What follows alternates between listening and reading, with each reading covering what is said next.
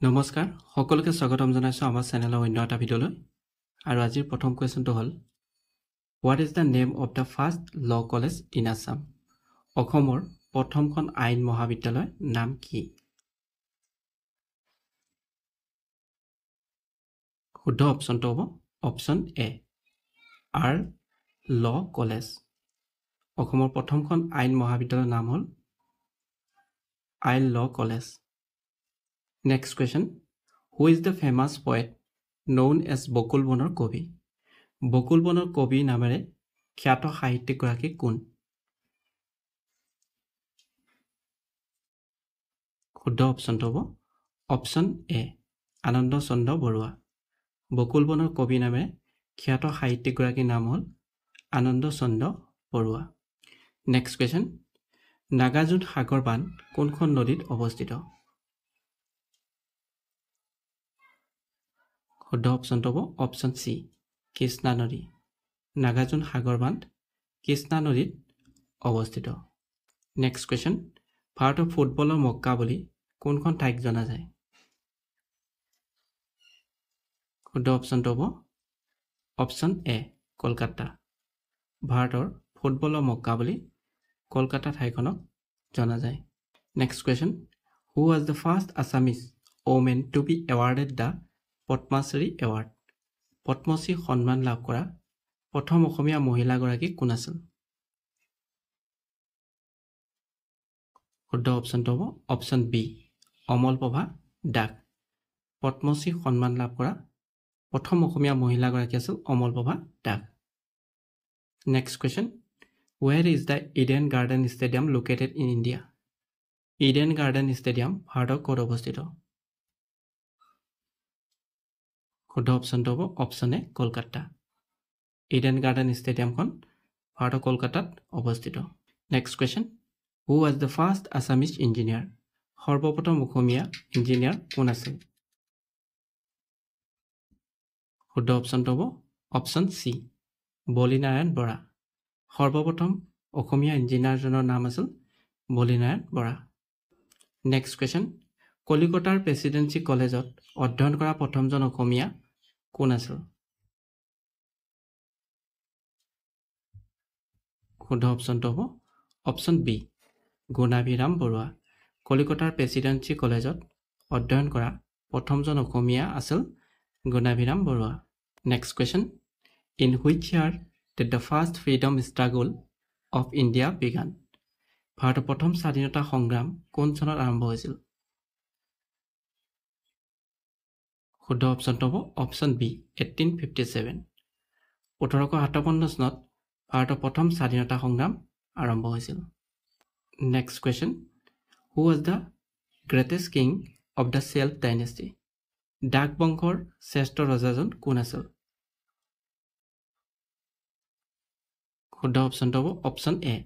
ইলটুটমিছ ডাক বংশৰ শ্ৰেষ্ঠ ৰজাজনৰ নাম আছিল Iltutmish next question what is the name of the person known as the father of theatre in Assam অসমৰ ভ্ৰাম্যমাণ থিয়েটাৰ জনক ৰূপে খ্যাত ব্যক্তিগৰাকীৰ নাম কি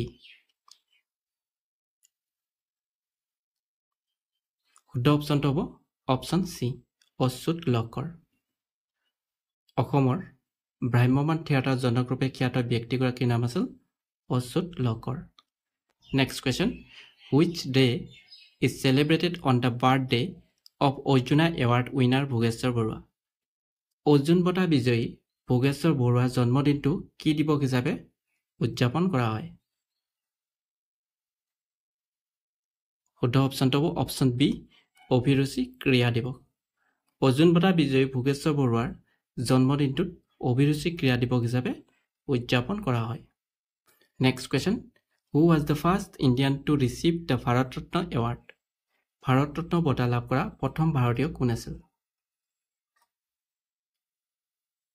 শুদ্ধ অপচনটো হ'ব অপচন ডি ওপৰৰ তিনিওজনে একেলগে ভাৰত ৰত্ন বঁটা লাভ কৰিছিল next question Shri Surya Pahar is located in which district of Assam Shri Surya Pahar অসমৰ কোনখন জিলাত অৱস্থিত শুদ্ধ অপচনটো হ'ব option C Goalpara C Surya Pahar অসমৰ গোৱালপাৰা জিলাত অৱস্থিত next question when was the third battle of Panipat fought পানিপথৰ তৃতীয় যুদ্ধ কেতিয়া হৈছিল শুদ্ধ অপচনটো হ'ব অপচন ডি 1761 চনত পানিপথৰ তৃতীয় যুদ্ধ সংঘটিত হৈছিল 1761 চনত next question which nation is known as land of rising sun সূৰ্যোদয়ৰ দেশ বুলি কোনখন দেশক কোৱা হয় শুদ্ধ অপচনটো হ'ব অপচন ডি জাপানক সূৰ্যোদয়ৰ দেশ বুলি কোৱা হয় next question what is the language of the royal court during the Mughal rule মোগলৰ শাসকৰ দিনত ৰাজসভাৰ ভাষা কি আছিল শুদ্ধ অপচনটো হ'ব অপচন সি ফাৰ্চী মোগলৰ শাসকৰ দিনত ৰাজসভাৰ ভাষা আছিল ফাৰ্চী ভাষা নেক্সট কোৱেশ্চন তাজমহল নিৰ্মাণ কৰিবলৈ কিমান সময় লাগিছিল শুদ্ধ অপচনটো হ'ব অপচন সি 22 বছৰ তাজমহল নিৰ্মাণ কৰিবলৈ সময় লাগিছিল 22 বছৰ next question when did the construction of the Taj Mahal began Taj Mahal নিৰ্মাণ কাৰ্য কেতিয়া আৰম্ভ হৈছিল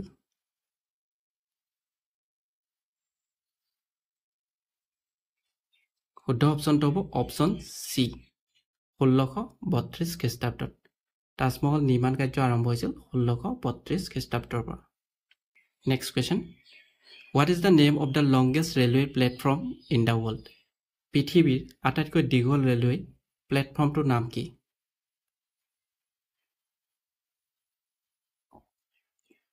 শুদ্ধ অপচনটো হ'ব option D Hubli railway junction পৃথিৱীৰ আটাইতকৈ দীঘল ৰেলৱে প্লেটফৰ্মটোৰ নাম হ'ল Hubli railway junction next question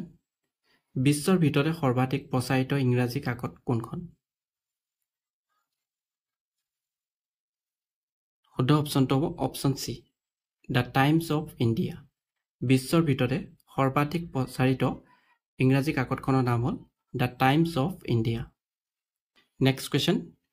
which state of India has the largest number of railways ভাৰতৰ কোনখন ৰাজ্যত সৰ্বাধিক ৰেলপথ আছে শুদ্ধ অপচনটো হ'ব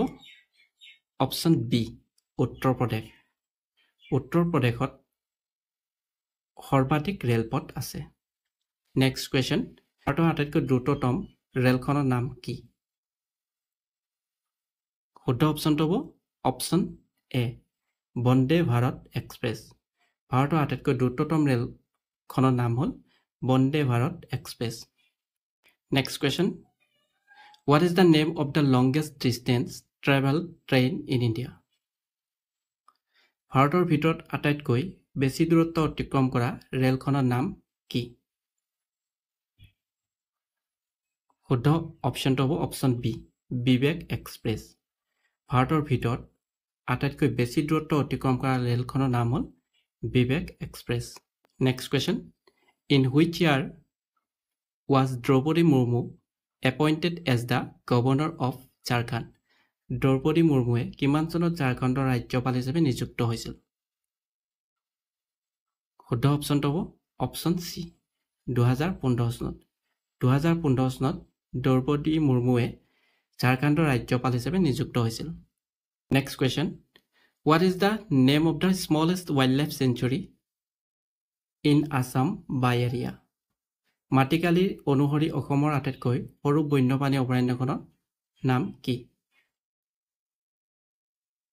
ইয়াৰ শুদ্ধ উত্তৰটো হ'ব অপচন এ গৰমপানী বন্যপ্ৰাণী অভয়াৰণ্য মাটিকালি অনুসৰি অসমৰ আটাইতকৈ সৰু বন্যপ্ৰাণী অভয়াৰণ্যখনৰ নাম হ'ল গৰমপানী বন্যপ্ৰাণী অভয়াৰণ্য নেক্সট কুৱেশ্যন মাৰাত লংৰি অভয়াৰণ্য অসমৰ কোনখন জিলাত অৱস্থিত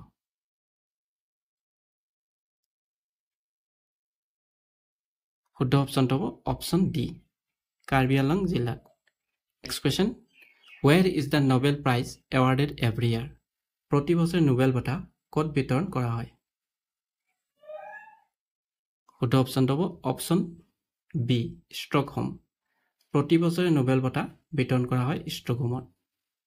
Next question. Who was the first chairperson of the National Women's Commission? ৰাষ্ট্ৰীয় মহিলা আয়োগৰ প্ৰথম অধ্যক্ষ কোন আছিল? শুদ্ধ অপশ্যনটো হ'ব অপশ্যন চি, জয়ন্তী পাটনায়ক। ৰাষ্ট্ৰীয় মহিলা আয়োগৰ প্ৰথম অধ্যক্ষ আছিল Jayanti Patnaik. Next question, who was the first women to climb Mount Everest twice? দুবাৰকৈ মাউণ্ট এভাৰেষ্ট আৰোহণ কৰা প্ৰথমগৰাকী মহিলা কোন আছিল? শুদ্ধ অপশ্যনটো হ'ব অপশ্যন বি, সন্তোষ যাদৱ। দুবাৰকৈ মাউণ্ট এভাৰেষ্ট আৰোহণ কৰা প্ৰথমগৰাকী মহিলা আছিল সন্তোষ যাদৱ।